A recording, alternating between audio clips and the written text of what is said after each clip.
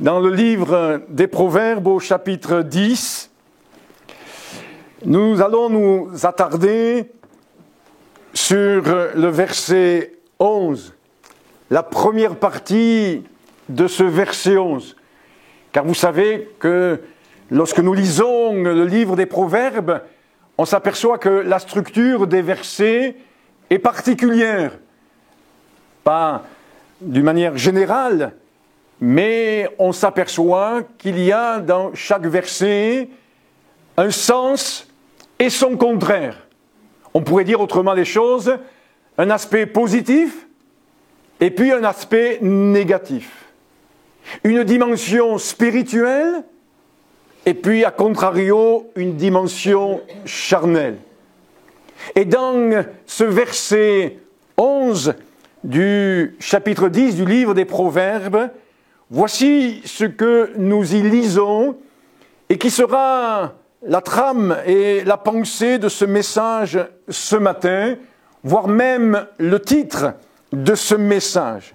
La bouche du juste est une source de vie. Et on arrête là, pour ne pas se laisser perturber, troubler par la deuxième partie du verset. La bouche du juste est une source de vie. Et quand nous regardons à ce que Jésus-Christ veut que nous soyons, et quand nous regardons à ce que Jésus est capable de faire de nous, nous ne pouvons que le bénir. Nous ne pouvons que l'adorer, que le célébrer, car le Seigneur Jésus-Christ, par cette œuvre de régénération, de transformation, de nouvelle naissance, sur laquelle je ne m'attarderai pas ce matin, est capable de faire de ses enfants, de ceux et de celles qui sont ses disciples, une source de vie. Dieu ne nous a pas seulement donné la vie, mais il veut que nous soyons une source de vie. Nous connaissons aisément, sans doute, les uns et les autres, à part peut-être les amis qui sont au milieu de nous ce matin, ce verset de Jean chapitre 7 et le verset 37, qui nous dit, entre autres, si quelqu'un a soif, qu'il vienne à moi, et il est rajouté ceci, et des fleuves d'eau vive jailliront ou couleront de son sein. Mais ce n'est pas simplement dans ce verset que je viens de citer qu'il est fait mention de ce que Dieu est capable de faire de chacun de ses disciples, de chacun de ses enfants. C'est pourquoi je lus avec vous ce matin ce verset où il est donc, je le répète encore une fois, mentionné que la bouche du juste est une source de vie. De nombreux versets, de nombreux passages dans le livre des Proverbes et ailleurs dans la Bible nous parlent du langage.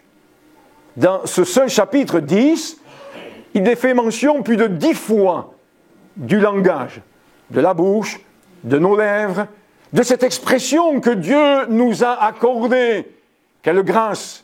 Que nous puissions ainsi parler, ainsi prononcer non seulement des sons, des mots, mais des sentiments, de la louange, de l'adoration, mais aussi un témoignage. Retenons seulement le verset 11, car il associe le langage chrétien à une source de vie. Vous allez constater sans doute, ou vous l'avez déjà fait avec moi, que dans la parole de Dieu, il y a un vocabulaire très varié et très divers pour décrire le langage humain. J'en ai déjà fait mention, la bouche, les lèvres, la langue, la parole, la voix. Et on s'aperçoit que si on prend ces 5 mots, ne serait-ce que ces 5 mots que je viens de citer, cela nous amène à de nombreux versets, des dizaines et des centaines de versets qui nous parlent de cela, des verbes aussi. Permettez de relever avec moi quelques verbes qui expriment ce langage. Et nous nous attarderons ce matin, je voudrais simplement regarder avec vous ce matin ce langage du chrétien, ce langage du disciple de Jésus-Christ. Alors parmi les verbes, il y a le verbe dire. Quand vous priez, dites, dira le Seigneur Jésus. Ce n'est pas simplement quelque chose qui est intérieur. Ce n'est pas simplement une pensée que nous gardons au plus profond de nous-mêmes, mais c'est une expression quand la prière. Quand vous priez, dites, notre Père qui est aux cieux. Quand nous regardons au fait que la Bible nous invite, comme on l'a fait il y a quelques instants, à chanter. De nombreux versets nous parlent du fait de chanter. Je me rappelle, quand nous étions adolescents, ça ne change pas aujourd'hui avec les adolescents, les animateurs, les moniteurs, voire les responsables du groupe d'ados nous disaient, vous savez les ados, pour chanter, il faut ouvrir la bouche. Eh oui. C'est difficile de chanter avec la bouche fermée. Vous allez me dire, pour parler, c'est pareil. Mais nous étions là, j'allais dire, eh bien, dans nos barbes, non, parce qu'on n'en avait pas beaucoup à l'époque. Mais nous n'exprimions pas ce chant de louange, de reconnaissance et de gratitude. Et pourtant, la Bible nous dit, chantez à l'Éternel. Chantez un cantique nouveau. Nous voyons cela du début de la Bible jusqu'à la fin, que le chant est une expression. Et nous bénissons Dieu pour l'opportunité que nous avons de chanter, voire de chanter des chants inspirés sous l'onction et animés des sentiments que le Seigneur a communiqués à notre cœur par son esprit. Il est fait mention aussi du verbe confesser. Nous sommes invités à confesser le nom de Jésus. La Bible nous dit que si nous confessons nos péchés, il est fidèle et juste pour nous les pardonner. Que dire du verbe proclamer, parler, témoigner, louer, publier. Publier, c'est au fait. Soyons des héros de ceux qui publient haut et fort le nom de Jésus-Christ et sa parole. Je le disais donc tout à l'heure, ce sont non seulement des dizaines de versets qui nous amènent à considérer ce fait, cette réalité, cette attitude, cette manière d'être et de faire, mais des centaines de versets qui nous parlent de l'expression du langage dans la Bible. On est souvent, mais je ne veux pas m'attarder là-dessus ce matin, exhortés à veiller sur notre langage. Pour ceux qui ont le calendrier Trésor quotidien, ne serait-ce que ce 14 mars, ce mardi, il était fait mention de cela, de faire attention de la manière dont on parle. Et je ne veux pas ce matin prendre le temps de faire toute cette liste de ce que la Bible nous dit, relève de tout ce qui est néfaste, négatif, peu édifiant, destructeur et qui n'amène pas à la gloire de Dieu et à un beau témoignage de Jésus-Christ. Mais je veux réaliser et je veux considérer ce matin une réalité en Christ. Et je dis bien ce matin, je veux réaliser avec vous cette vérité, cette réalité en Christ. C'est que le langage du juste est une source de vie. Dans ce monde dont on a pu avoir l'occasion de parler et de nous entretenir les uns et les autres à cause des faits divers et des faits de société, etc., où il y a la mort, où il y a le désert, où il y a la souffrance, où il y a les larmes, où il y a la désespérance, que c'est bon de pouvoir dire le langage de l'enfant de Dieu, le langage du disciple de Jésus-Christ est un langage qui est une source de vie. Même comme une oasis dans le désert. Une source qui jaillit, parce que le principe d'une source, c'est un jaillissement. Et il y a cette vie de Dieu, ces paroles de Dieu, ce langage de Jésus-Christ qui est en nous, et ça jaillit de nos cœurs, ça jaillit de nos âmes, ça jaillit de nos pensées. Et nous réalisons en effet que comme une source, notre langage a un impact réel.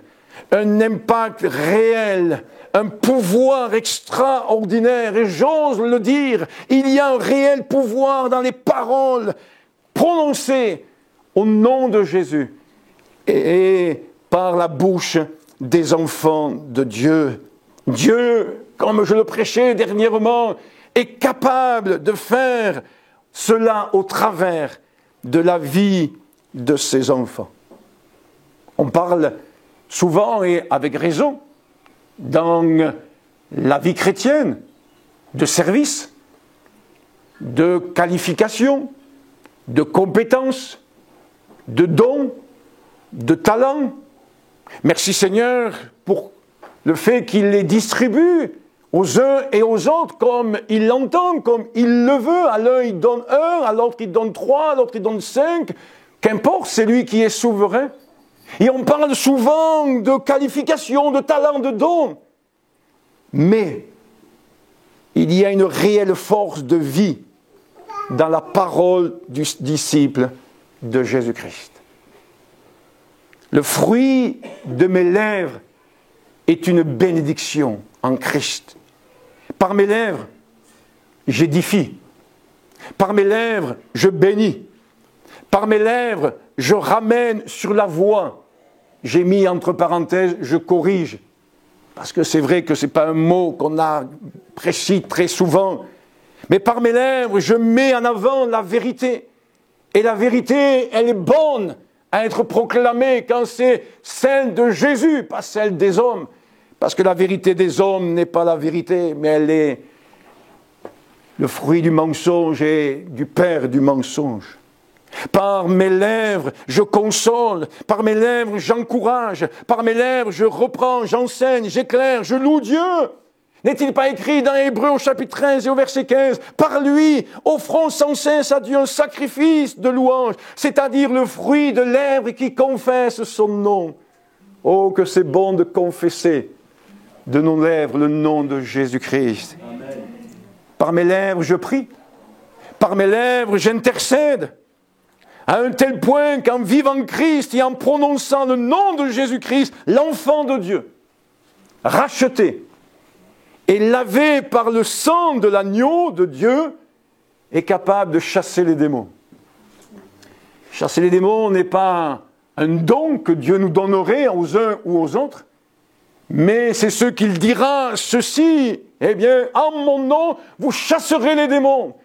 Quelle puissance la parole de Jésus, prononcée, eh bien, en son nom, par le racheté, par l'enfant de Dieu, peut avoir. Elle est véritablement, cette parole, une source de vie. Je pense à 2 témoignages que je voudrais mentionner rapidement de cette sœur en Christ que nous avons connue dans une autre assemblée, lorsqu'elle élevait sa voix dans la prière. Il y avait une telle onction, une telle manière de parler. Oh, je ne parle pas d'un langage qui est réfléchi au sens intellectuel du terme. Non, c'était une femme, et c'est une femme encore très, très simple. Très simple. Mais lorsqu'elle prie, elle vous entraîne dans la foi et dans le combat spirituel. Et vous n'avez qu'une envie, c'est d'aller avec elle. C'est de, eh bien, dire amen à sa prière. C'est de s'associer à son intercession. Il y avait là, eh bien, une telle onction dans les paroles que oui, sa prière est une source de vie. Oh, gloire à Dieu pour cela. Dernièrement, il y a quelqu'un qui a élevé sa voix dans une église.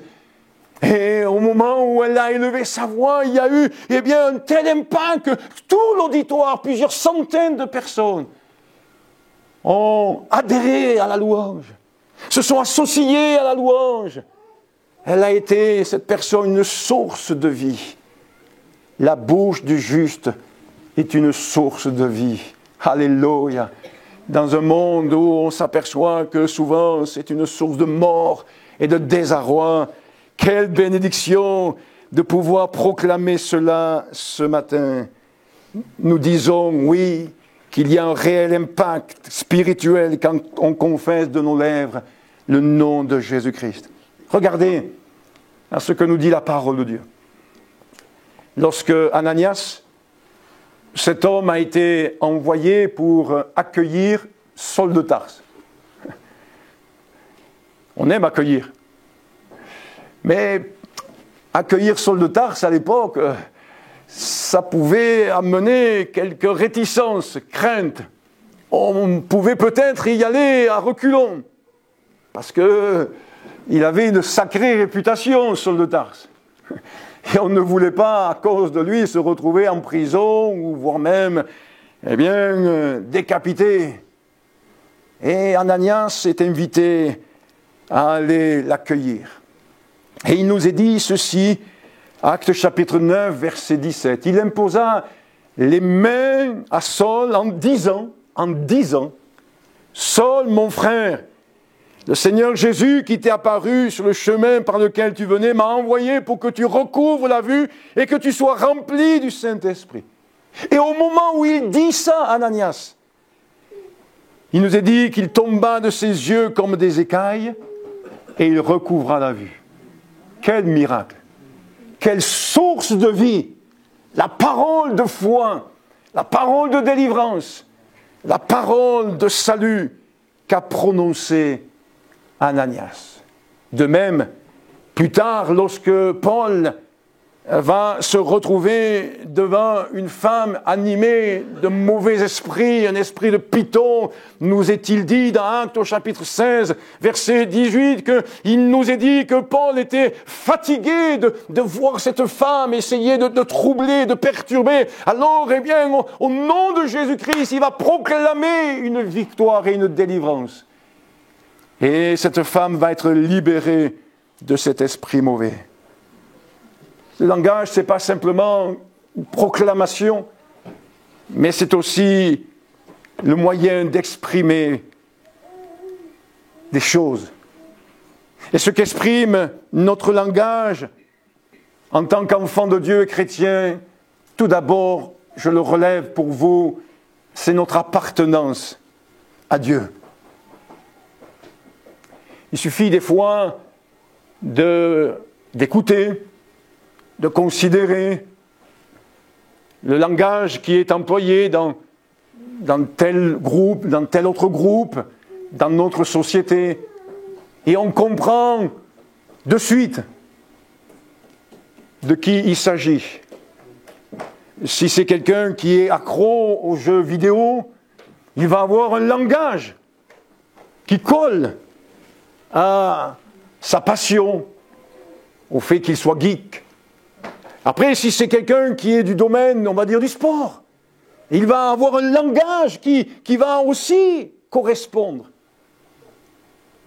Et lorsque nous sommes à Christ, nous avons un langage qui nous amène à révéler notre appartenance à Jésus-Christ. Car quand vous écoutez, quand nous considérons les uns et les autres, notre manière de parler, elle est unique.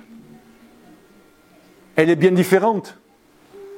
Il y en a qui, d'une manière péjorative, nous disent « Oh, vous avez un patois de Canaan ».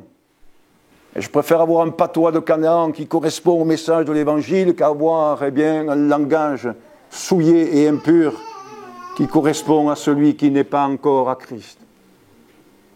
Le langage de la foi. Le langage qui montre que nous sommes à Christ. C'est ce que nous voyons dans le livre des Actes des Apôtres, avec les premiers disciples.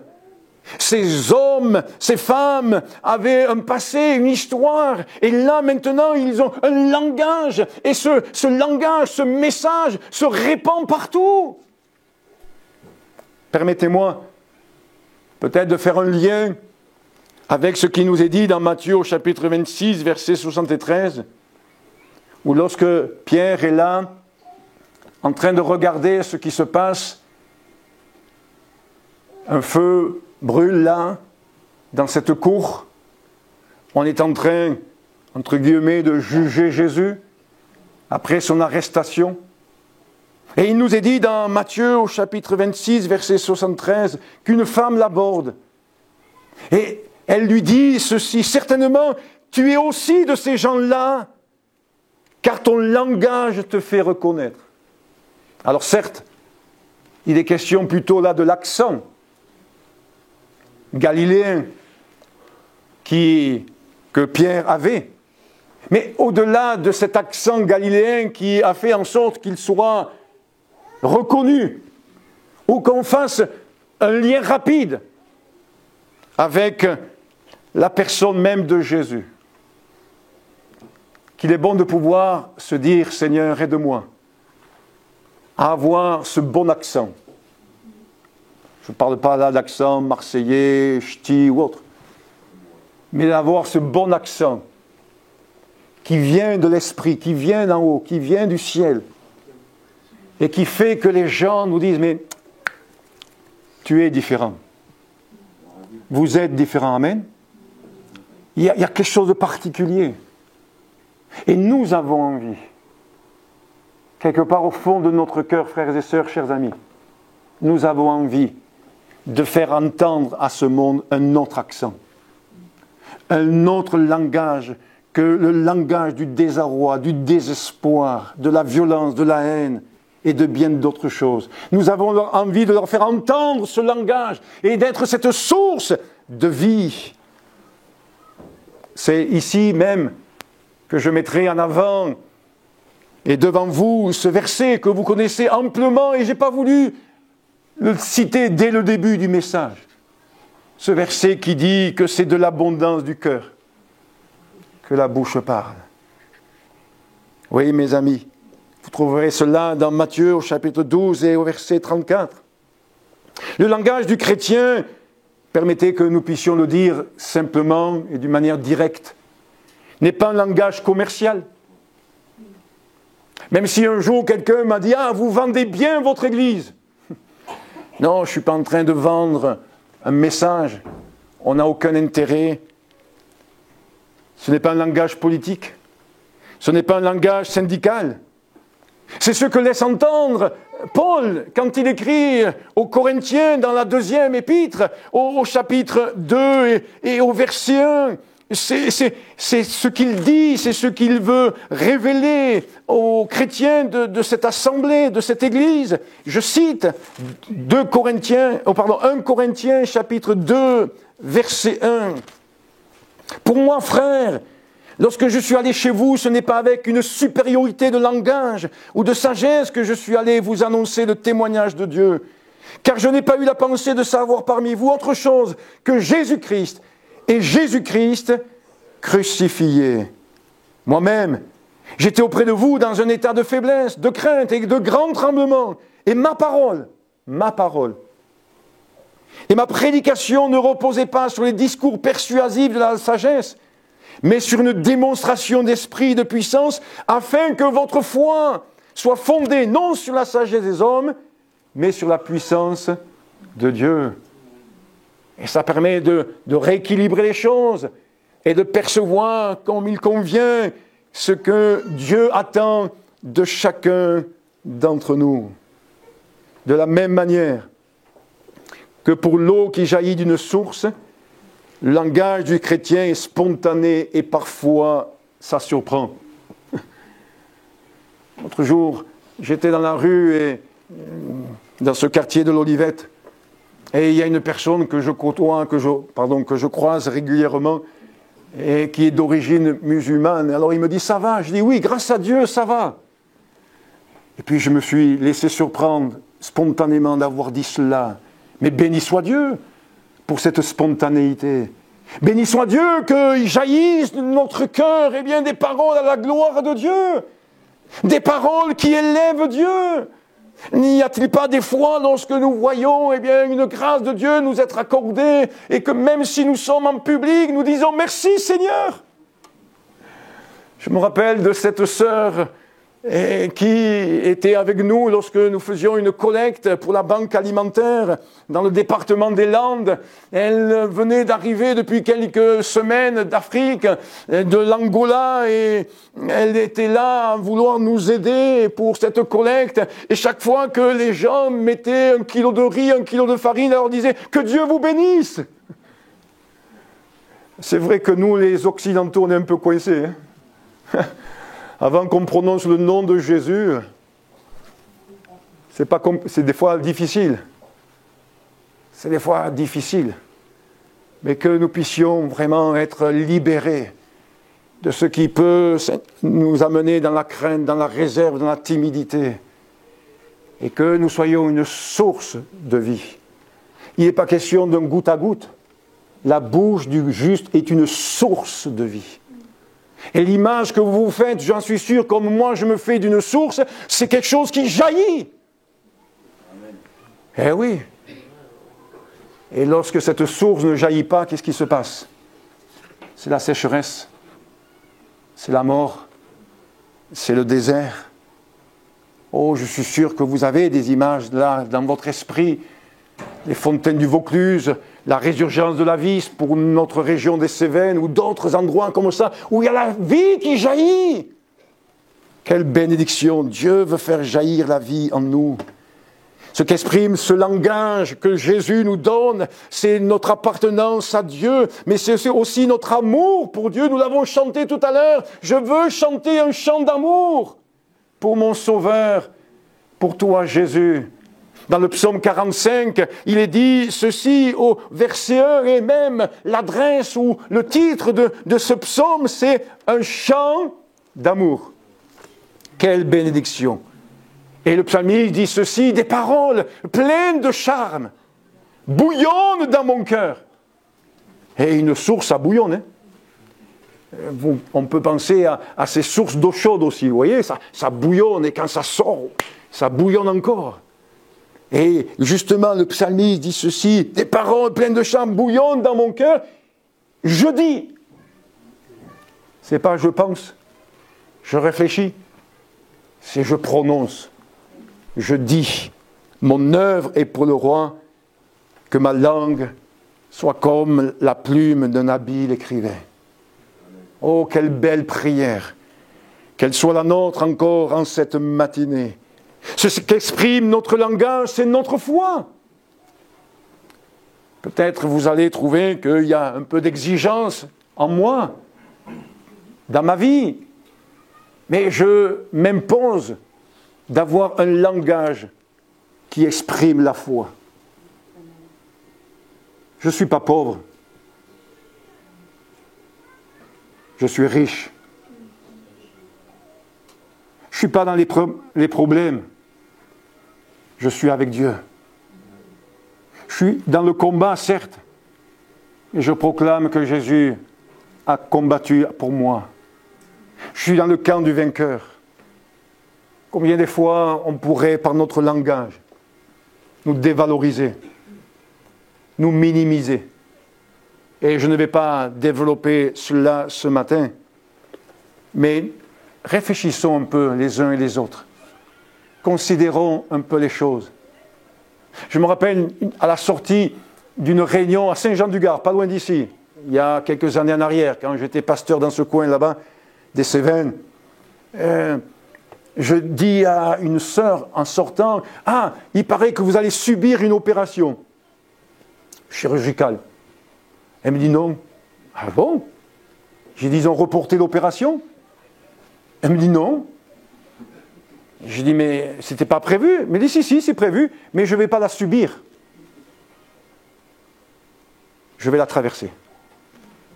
Parce que Jésus m'a promis de traverser les choses. Nous ne sommes pas de ceux qui sont écrasés. Nous ne sommes pas de ceux qui subissons. Non, grâce à Dieu, nous pouvons rester debout. Grâce à Dieu, nous pouvons avancer. Grâce à Dieu, nous ne nous effondrons pas. Grâce à Dieu, nous ne perdons pas pied. Grâce à Dieu, nous ne baissons pas les bras. Mais grâce à Dieu, nous pouvons avancer. Et ça doit être notre langage. Je ne suis pas en train de dire, eh bien, tout va bien dans un monde magnifique. Mais nous avons pu, l'autre jour, j'ai prêché là-dessus, sur cette femme qui avait dû amener son enfant sur le lit du prophète parce qu'il venait de mourir.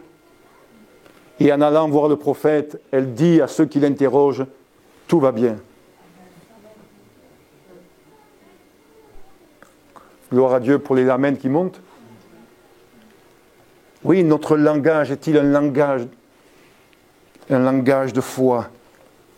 On pourrait énumérer différentes autres choses.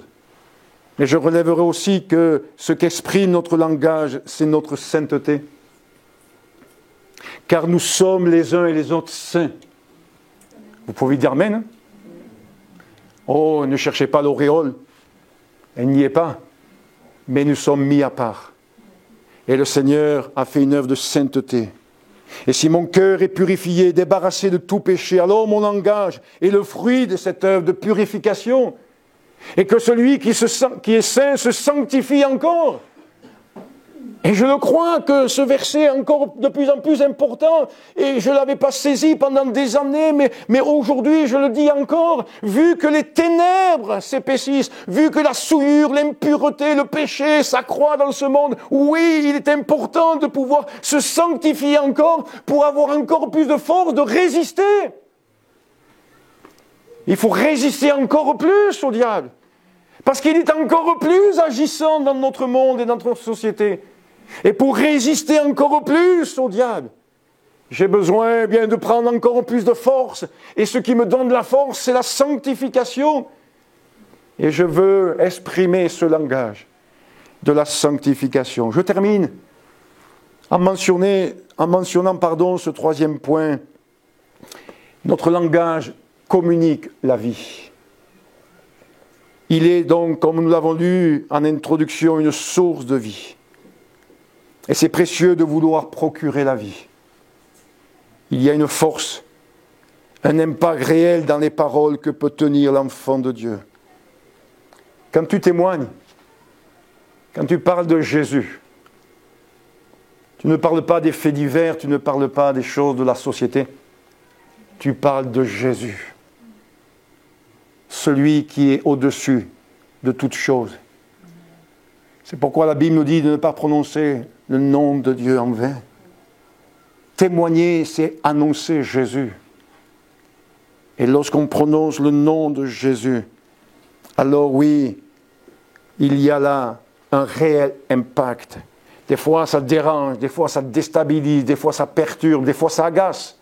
Nous l'avons vu avec la mission d'évangélisation que nous avons eue. Ça a dérangé certains que nous les interpellions dans la rue et leur proposions de mettre leur foi en Jésus. Laissez-moi tranquille avec ça.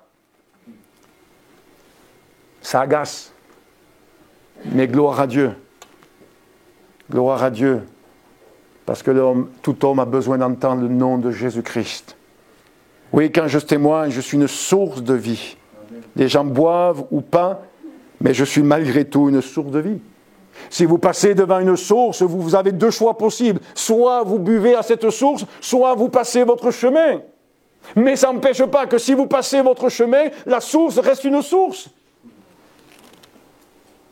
Et elle continuera à couler. Et elle continuera à avoir ce pouvoir de désaltérer. Même si vous dites « Ah non, le cadre n'est pas joli, il n'y a pas eu de contrôle fait pour savoir si elle est potable. » C'est comme au sujet de l'amour de Dieu. Vous pouvez dire tout ce que vous voulez sur Dieu. Cela n'empêche pas que Dieu reste amour. Quoi que vous disiez de Dieu, ça ne changera rien en sa nature et en sa personne. Certes, comme je disais tout à l'heure, c'est triste quand une source est tarie et quand la mort s'installe. Ce que la source de vie nous donne, c'est de pouvoir considérer qu'elle est appelée à se répandre. Une des caractéristiques d'une source est le fait de jaillir, de faire remonter à la surface ce qui est stocké en profondeur, ce qui se trouve en profondeur. Et je me suis posé cette question, qu'est-ce qu'il y a en profondeur dans mon âme? Qu'est-ce qu'il y a en profondeur dans mon cœur pour que ça puisse jaillir par ma bouche? Est-ce qu'il y a de la profondeur ou est-ce que c'est superficiel? Est-ce qu'il y a de la profondeur au point que ça jaillisse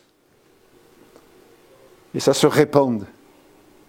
Oui, quand nous voyons une source, quelque part on a envie d'y boire. Et nous voulons donner envie de boire à ceux qui sont dans la disette, dans la sécheresse, qu'ils puissent se rafraîchir, qu'ils puissent s'abreuver. Mais cela m'a amené, et je terminerai après avoir fait mention de ce point, de ce que la Bible nous parle en ce qui concerne les dons de l'Esprit, ou plus particulièrement ce que l'on appelle communément les dons vocaux, la prophétie, la parole de connaissance, de sagesse, le don des langues, l'interprétation des langues. La Bible nous dit aspirez à ces choses-là, aux dons les meilleurs. Oui, aspirons à ces choses pour l'édification commune. Que nous puissions dans cette révélation et dans cette position de source de vie, que notre bouche est une source de vie, que nous puissions aspirer à l'expression de ces dons de l'Esprit. Il n'y a pas que les dons vocaux, il y en a d'autres. Mais quand même, nous pourrions nous laisser renouveler dans cette vision que le Seigneur a accordée à son Église. Et c'est pourquoi nous voulons laisser le Seigneur nous remplir tout à nouveau et encore du Saint-Esprit pour que, oui, par la grâce de Dieu, nous ayons cette pensée de Dieu, cette révélation de Dieu, cette sagesse, cette connaissance et que nous l'exprimions par la foi et en lien avec l'enseignement biblique. Et puis, par la vie de l'Esprit, qui est exprimée au travers de ma bouche, de mon langage, de ma prière, de ma louange, de l'exercice des dons de l'Esprit, j'amène la vie de Dieu. Avez-vous remarqué qu'on bénéficie de l'onction? On est transporté par l'onction de Dieu quand quelqu'un peut la voir comme entraîné par le courant que produit la source de vie que ce chrétien ou cette chrétienne est. Je faisais ce constat et je conclus donc.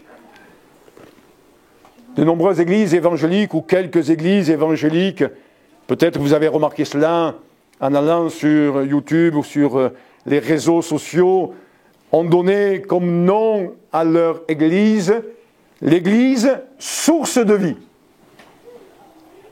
Au-delà d'un nom,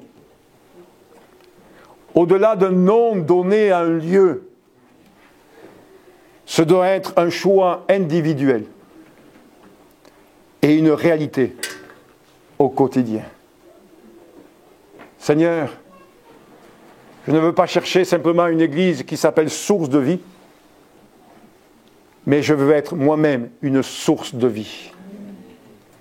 Et c'est possible, puisque je suis à toi. La bouche du juste est une source de vie. Et nous voulons bénir Dieu pour cela, parce que ce monde a besoin. Pas d'entendre des potins et bien d'autres choses. Ce monde a besoin d'entendre la vie. Des proclamateurs de vie, des porteurs de vie. Que Dieu nous aide. Et je termine en exprimant cette prière.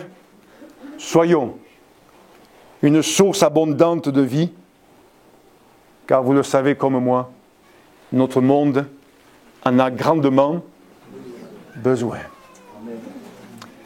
Jésus, nous invoquons ton nom en cet instant, afin que tu nous aides à croire en ce que je viens de partager avec ton Église et ses amis présents.